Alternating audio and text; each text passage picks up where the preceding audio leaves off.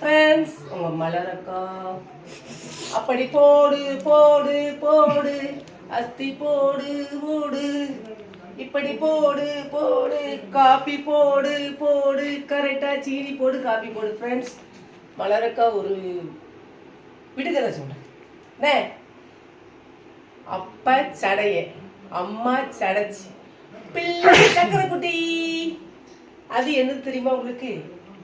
அப்ப சடைய, அம்மா சடைச்சி, பிள்ளை சக்கரை குட்டி. அது என்ன நானே சொல்லட்டா? பலாப்பழம்.